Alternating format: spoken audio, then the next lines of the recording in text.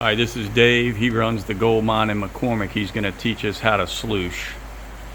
Okay, Dave, you got the video here. Okay, these are known as traps, and they're actually cut into the plastic and back up, so they get very effective at capturing the heavy stuff. So I'm going to hold it directly opposite the traps. Gold is 19 times heavier than water. It's heavier than everything else in the pan.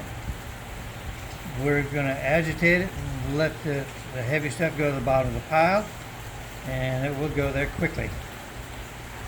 We're agitating it crossways to the trap this way, and 10 to 15 seconds, and then you can start tilting it forward. Go forward slowly enough that you don't have any straggler sand left behind at the top of the pan. If you have stragglers, just stop tilting, back up a little bit, and let it all catch up. Then you can continue to tilt it forward. As you tilt it forward, it spills into the next trap, and anything heavy goes to the bottom of that trap. So it's got sand continuing to follow along behind it. There is no gold in the top layer, so anything that spills out is fine.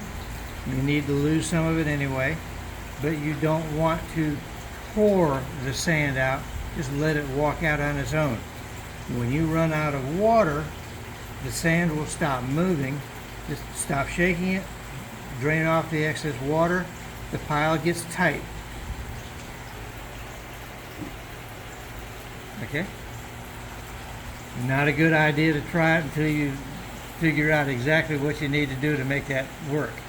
But just showing you, when you've got a tight pile, you can actually put the pan gently into the water, almost dead vertical, and nothing happens to the dirt. If you pick the pan up a little bit more briskly straight up, the water will strip off the top layer of sand that has no gold, and it won't go very deep into the pile. Here it is again. So when you disturb the pile, you don't know how close you got to whatever gold might be in the pan. So wash all the traps down to the bottom, 10 to 15 seconds, and repeat.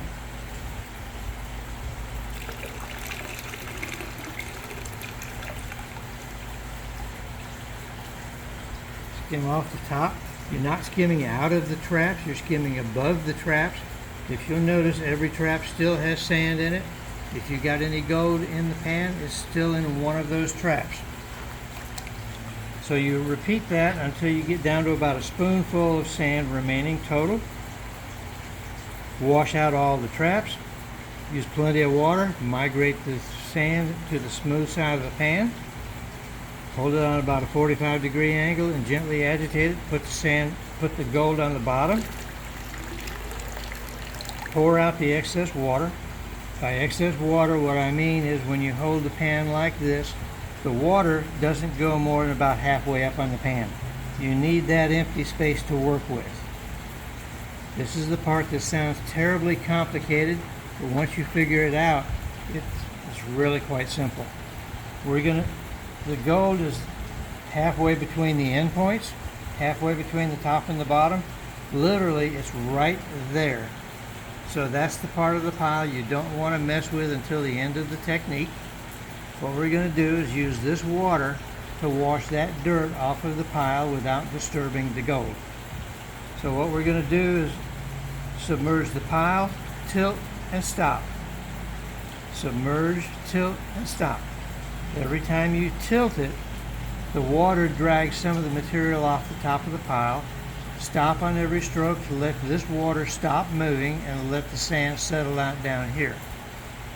As you get farther along, all of the blonde sand, that's the lightest weight of all. It's the easiest to move.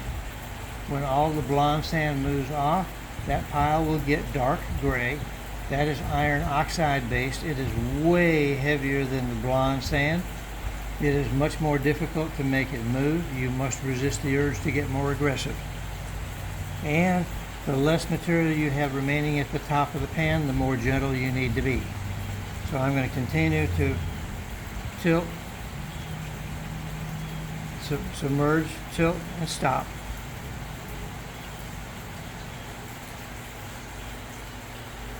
See gold starting to show up right here? And watch and see how little black sand it takes to cover the gold.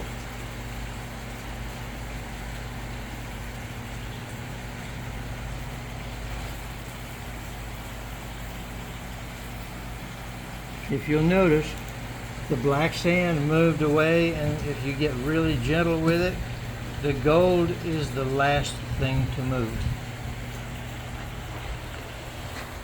Thank you, Dave.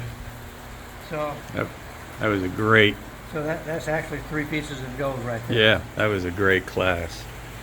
That was a great class. There you got it. Thanks for watching.